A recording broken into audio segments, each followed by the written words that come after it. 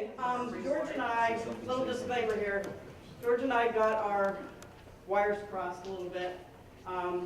He had asked me a couple weeks ago to do some informative, just from my background. I've been doing this for 24 years now at some level in Graha, so I have a little bit of background in the administrative piece as well as player contracts, registration forms, collections, that kind of stuff. So he asked me to help him out. Well, I thought that meant at some point he was going to say, Jean, do you want to come up and give some of your experiences? So this will be A, the shortest meeting you've ever attended all weekend. B, I have no fancy clickers. And I have no PowerPoint presentation. So sorry about that. So I'm a little bit sorry. So we'll do some questions and answers, but at least I want to give you a little bit of rundown. I also did not make copies, but I actually didn't do that on purpose because I don't want to make a bunch of useless copies that, you know, sit on a chair and nobody needs them. I also don't always like mass emailing things that are our documents within our association. Nothing private about them, but it is specific to our organization. But I am willing to send you a sample if you would like to see what we send out. Steve is back there in the room, so the nice thing about Steve, he is there, he's looking up in the air like I'm not really here. Yeah, he's there. He's always willing. I know he helped Locale.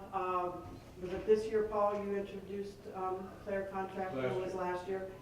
So if you do have a player contract and you're new to it and you don't know how to write it, put something together, use somebody else's, and then I don't want to give Steve more work. He's got a lot of work outside of MAHA right now on his plate with several big lawsuits. So, but he's willing to look at it and help you out.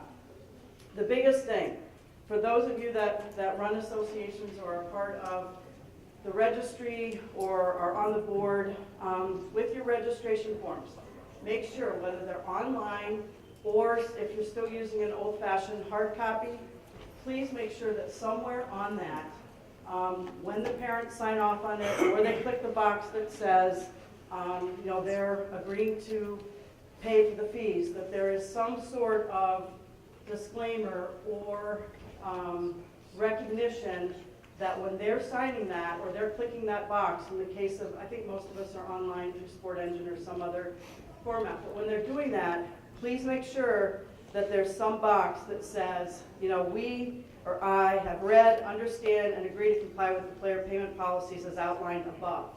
So that option has to be there.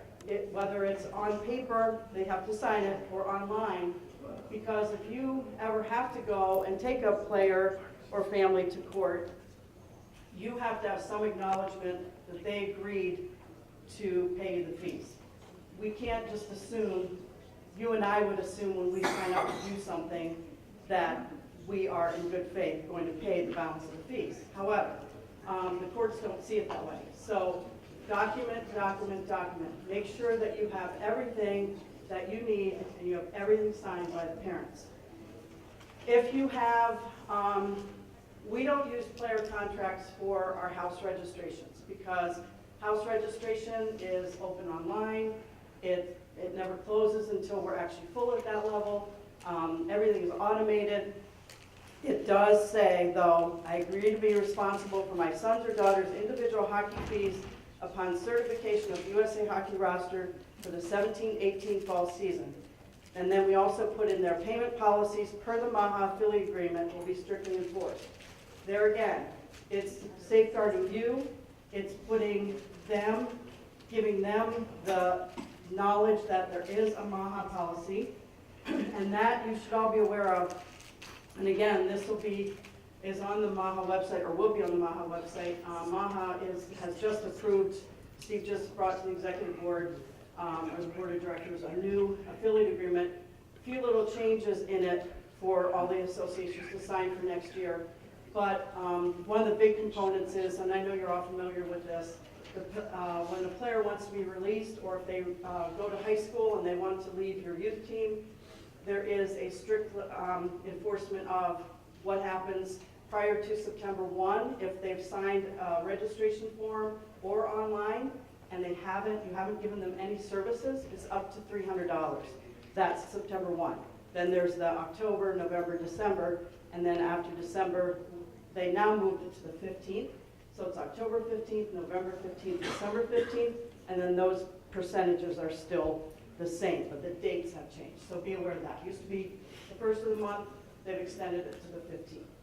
So big thing is, make sure you have documentation. I know a lot of the smaller associations perhaps still do.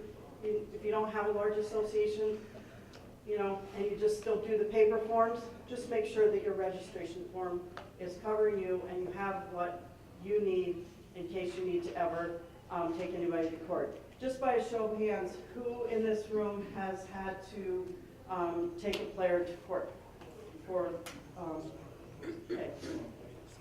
Not as small claims, yes, yeah, okay, so I thought there would be more actually.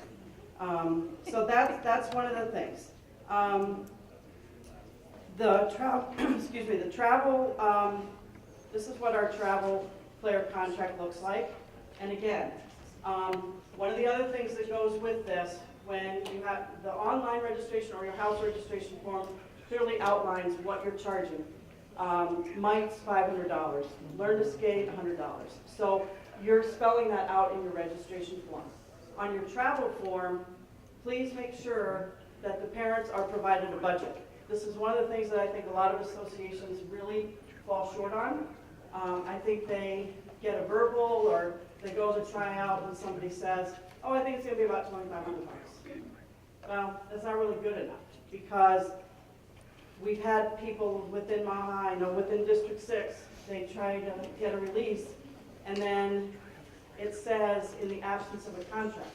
Well, if you don't have a contract, where's the binding part of that that tells the courts or MAHA to support you if you need to do a conditional release? We can't just put a number on that. It has to be something that is mutually agreed upon by every player on the team, for that team, and the parent. So again, that's where we get a lot of our issues when we do these conditional releases, because that top line, if you're releasing them and they still owe money to the team or the association, you better have something in writing and something documented and something that they're aware of, because some of the biggest complaints we get are the parents say, well, I didn't know what I was paying. And the association says, and then Steve or anybody else that's asking will say, well, what does your player contract say, or what was the budget provided? And a lot of associations say, I don't know. Well, we told them it was going to be this. That's not going to cut it. So make sure that you give a budget and you give everybody on the team, the parents all know exactly what it is to play on that team. I'm really kind of surprised because Grau has really been adamant. We have good board, good president, and obviously I've been doing this a long time, so you learn by doing, and you don't fail many times before you change your ways. So we just assume that everybody does everything the way we do it. And I'm just amazed when I talk to other people that have skated in another association and they've never been provided a budget, they've never been provided a monthly financial, and I don't understand how hockey's expensive. How are we just expecting parents to write a check and put it in a dark hole and not know where your money's going? I mean, you pay a mortgage, you pay, your electric bill, you know what you're paying for, and I'm just amazed that we have trusting parents out there that just write a check or put it on a credit card and don't ever question. But they will question if they need a release or need to take them to court. So our travel player contract, and again, happy to send this out to you, looks like this. Just an acknowledgement of the name, the player team, contact email, and projected player fees based on the budget that was handed out to the families.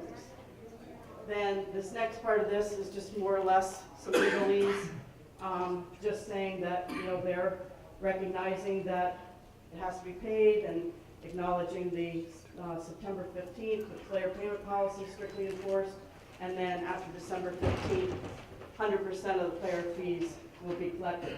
And then just the bottom part is their acknowledgement that they are signing this, parent or guardian. Steve, I don't know We have a line for 2 signatures, but I know we have some that just have 1 signature.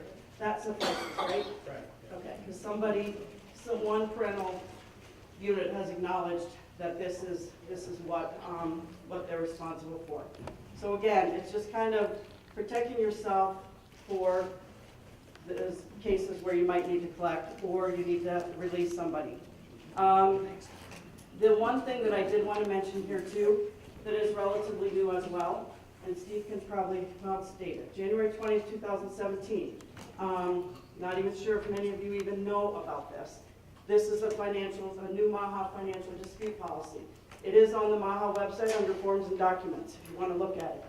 But it's basically, in a nutshell, it's expounding upon bylaw 10 and just giving you and the program the ability to have written notice so that, again, documenting, so if you do have to take them to court, it's kind of a progressionary thing.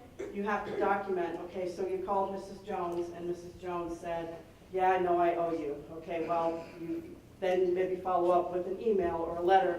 And it's just, and the second one is you must deliver the written notice to the participant at his or her legal guardian, and it describes the delinquent fees, stating the amount owed to the program, and it advises them that they must respond back within 30 days. Steve, we did say they could do that over email?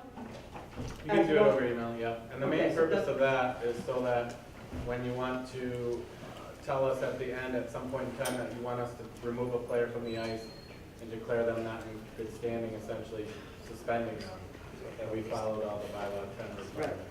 Because So make sure you're familiar with that too, because again, some of these people that shop associations, they seem to be more aware of the rules than many of us in this room are. They know the rules, so they'll know all the loopholes, they know how to get themselves out of Dodge, so they're probably already very aware of this. So you just want to make sure that you document it, and then so that MAHA, your district council, Steve if needed, can help you collect these fees if you are going to remove somebody from the ice. The other thing I found interesting about that too as well, just from personal experience, is it's been, I want to say 7 years since I've had to take anybody to court. We have 100% of our fees collected, and I think the last one, I'll give you a little story, and this kind of helps you in a way, because I had, like I said, I've been doing this a long time, did a lot of small claims early on, and never lost a case.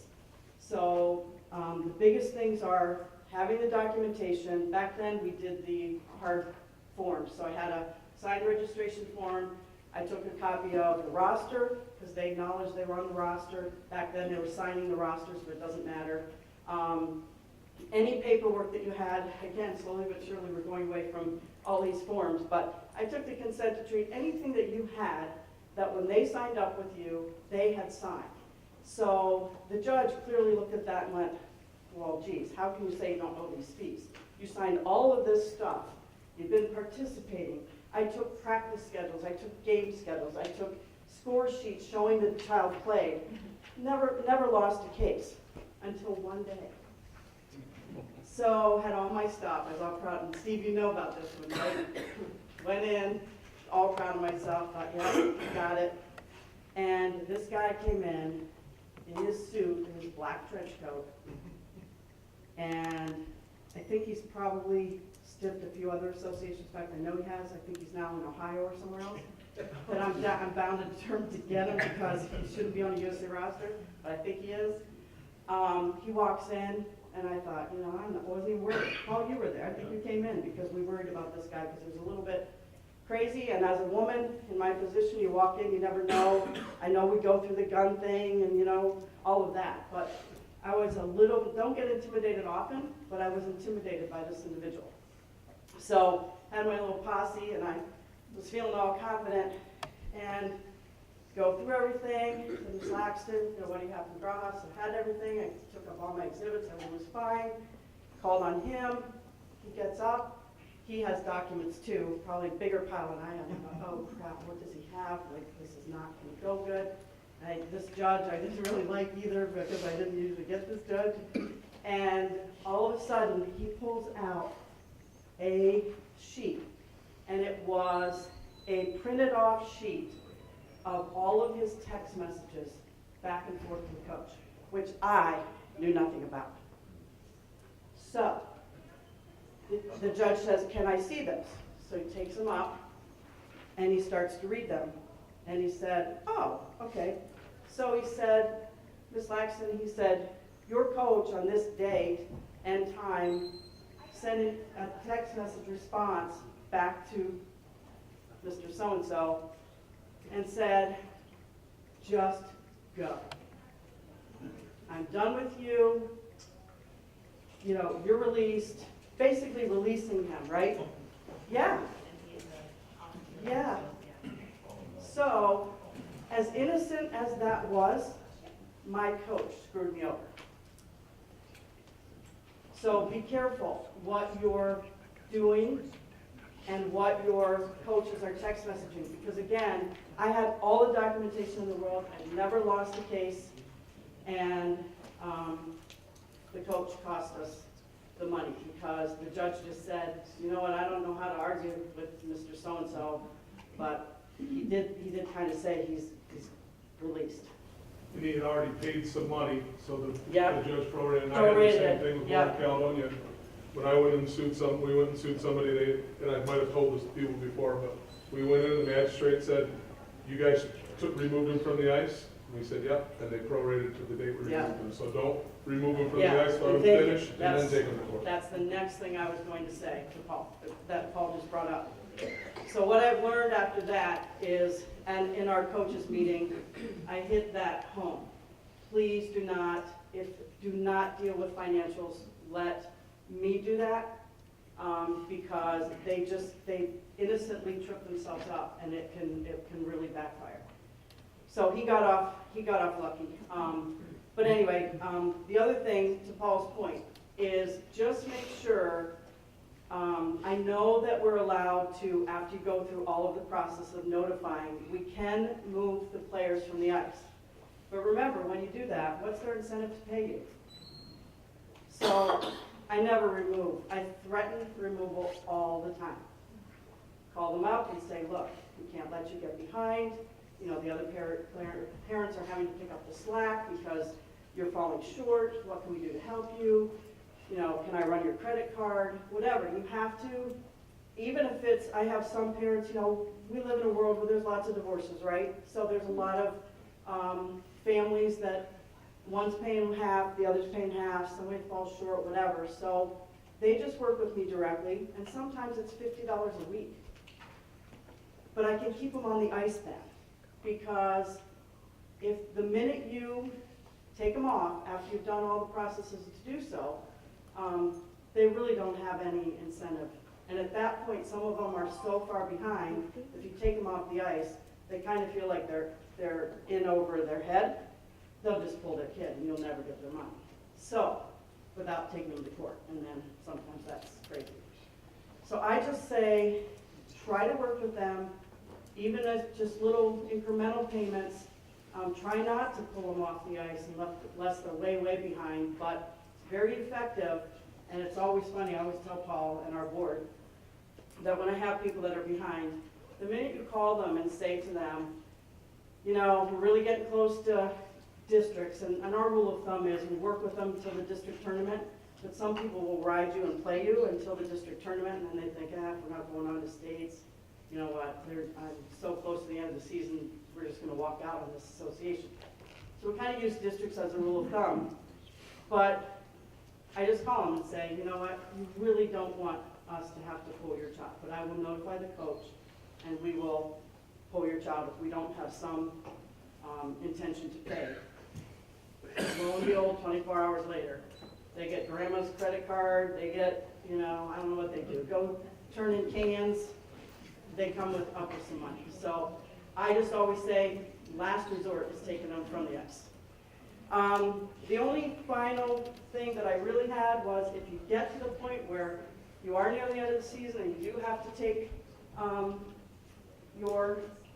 any family to court, pretty simple.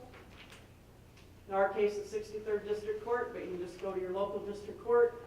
You fill out a multiple form like this with all your information. It's $30 for claims up to $600. It's $50 for claims over $600 and up to $1,750, and $70 for claims $1,750 to $5,500. So again, relatively inexpensive. It's an investment because if you have all of your documentation and you have everything, it's small claims. You're just not going to lose those cases unless your coach texts your client and screws you over. So the biggest thing is just make sure that you have all your documentation, and make sure that you've given them the fair warning and the due process. The information that George was talking about, the USA, I do not have that in front of me. It is, I believe, on the USA Hockey website. Don't they have that posted there now, Steve? And it's basically that it used to be, and I know District 6 operated a little bit differently with our registrar a couple years ago. We used to, when we met, we would privately share information from people that were bad debt at the end of the season. So that, and I think District 6 does a really good job. I know that I worked with Walker, I think even Blades. We kind of just share privately who it is, because trust me, if they're walking out on you, they've probably done it to somebody else, or they will do it to somebody else. So I've always appreciated the fact that if you have somebody that did that to you and you have to take the small claims, let the other associations know. And then the other part of that was, we have always had an agreement, mutual agreement among District 6 organizations, that if you had somebody, we had them on a little private list. And then if they went to your tryout and all of a sudden they showed up, that hockey director would call and say, hey, you know what, they came our way. So what they would do, and what I did for the associations that people came to us, we just said to them, look, we're aware that you have debt to another association. Please, we will roster you, because back then the whole thing was that you couldn't tell them you couldn't roster them, right? You couldn't hold a player for fees. USA Hockey is now rethinking that. But back then, we couldn't say that. So we would just say, please settle up with them. We'll be more than happy to have your child on our team. And that works fine. We collected all the way around. I think we all work together. And you know what, when parents know that you know that, number one, they're embarrassed. They go, oh shoot, yeah, I forgot about that. Or yeah, I didn't get all that to them. They make it work. But I'm not taking somebody else's problem, and I think we get along well enough that we want to help each other out. So USA Hockey has now, we've all said USA Hockey needs to have kind of the backbone, because everybody looks to the NGB or to MAHA, because let's face it, people always say, when you're trying to get them to do something and you can't cite it in a rule book or a guidebook, well, then it doesn't exist, right? So now USA Hockey has put a policy together that allows us to share that information and keep them off the roster. Again, provided all of the steps have been followed. You can't just say, you know, call up the parent and say, you know, we're going to take your kid off the ice because you're not paying, and then expect MAHA or USA Hockey to support you. You have to go through the steps and give them a chance to pay, but then USA Hockey will also support all of us. And then, you know, Rick tells the registrars, you know what, this family's bad debt, till they pay it, you don't have to roster them. So that's really all I had. Like I said, I didn't know I was going to be the show. I thought I was going to be part of the show. So anybody have any questions? Yes? Divorced parents, divorced parents, split, you do two separate contracts. Yes, I would say yes. We have a lot of those. And last year was funny, because I think I did email all the associations, because I know I got a response back from Mike. We did have one family that I thought I was going to have to take to court, and it was the mom of the divorce situation, but I ended up getting it. So she got a job, and I worked with her through June, but she did pay. But yes, because, we have several that they don't talk, so they don't want to deal with it. So if you are expecting to collect from both, you have to have them both sign. Yes. Most of them won't sign a paper that the other one's on, so you have to do two. Yep, The dad hit me because at the one association, he's included in the suit, even though he paid all of his fees. He's like, and I'm gonna end up paying the damn thing because I don't want it affecting my credit.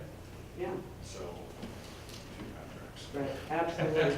So, Gene, in the case that there is two contracts Yes, and one goes delinquent, is it, I don't know how many times that's happened, but so still, if one's delinquent and it push comes to shove and it's districts, is that where you have to do something? Or are you explaining that you work with her through the end of the season and after? did. Yeah. yep, yeah, because I think all of us are in this for the kids, right? Right. So it's really hard because I put on my mom and,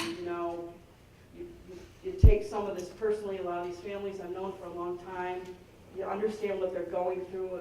In some cases, it's really ugly and difficult, and sometimes it's a financial burden. They're just trying to, especially in divorce cases, I'm a little bit more lenient, I'll be honest with you, because in my opinion, these kids are going through enough, and in this particular case, it's ridiculous, and this kid doesn't need more headache. And it was also difficult because it was a divorce where one was paying for one was paying for the other. So, and when I called the dad, I said, I'm giving you an opportunity to pay for your child because she's delinquent. So I hate to have one skating and one not. And he basically said, I don't care, take him off the ice. I'm done dealing with her. She gets child support. So he wasn't willing to help. That was his kid. I'm more worried about his kid than the dad was. So I said, no, I'm not doing that. So I said, I'll work with you, and we made it work. So for sure, if they are not together, you need two contracts because, but again, in this situation, I didn't pull the kid. But Steve, I guess that leads me, because I've never had this, Corey. What happens if one pays and one doesn't? Like, what if it was one child and they were both splitting the bill, which we have a lot of that too. So different than the mom was responsible for one and dad was responsible for another. And you don't want to pull the kid. You just got to go with it and hope you collect from the other one. Because Yeah, I would probably, if you're in a situation like that where you really have parents that don't want to sign documents because they don't get along well or they don't want to do it, I would probably, if I'm signing a contract with divorced parents, make them sign contracts that ultimately would require them to pay the entire amount in full if you have to take them to court. So that you're not trying to be the go-between between the parent at the end of the day. I mean, if they've agreed to pay half, that's great, 3/4, 1/4. But at the end of the day, if the association's got to mediate post-judgment divorce proceedings, that's really not what we want to do. okay, any other questions? Yes. You do small claims rather than send anything to a collection or use a collection agency? Is that- We do small claims. It's been very effective and it's minimal cost. A lot of associations do that. To your Yeah, point, a raise lot your of hand them if you do collections. Yeah, who does collections? So we have one, but I know that there's a couple and they're pretty successful, right? I mean, Yeah, our bank does it for us, so it's not, Oh, interesting. yeah. How much does it cost you? I don't know what the percent is, but like the bank offers that service for us. Nice. And so, I mean, you just send it off and you move along. I mean, it's less headache. I guess you give up Right. 4% of it, Yeah. but it is a little less headache, right? Right. So I know we Well- have a few that do the collection agency route, Yeah. and that's Midland. Yeah. I was just gonna say, and that would be my other thing. Again, I speak because I'm a full-time administrator for Graha, so that's what I do. But smaller association and maybe one that's run strictly by volunteers, that's a great option. And certainly if the bank, what bank? Curiously, what bank? Chemical handles ours. Okay. So I was, have you heard of that, Jeff? I didn't hear that. I've never heard of a bank doing that. So that's good information, so. I think it also depends on what kind of account you have too, so just, you know what I mean, just as a clarifying point, if you're just a regular. Yeah. Right. Yes, Ultimately, who's responsible for team fees if something were to happen to a team right towards the end of the season where they don't have the money to pay their final ice bill or other things happen? you know what, Steve, we've never had that happen. I don't have any personal experience on that. Give me more. Say, at the end, right at the end of the season, the last month's ice bill, and as it's coming towards the end of the season, team's already out of states, out of everything, and the team just sort of has half the team that just sort of takes off and isn't paying, or the money's not there in the team account. So you're saying that the association would owe the ice rink their last ice bill, but the team account, it doesn't have any more money in it? Correct.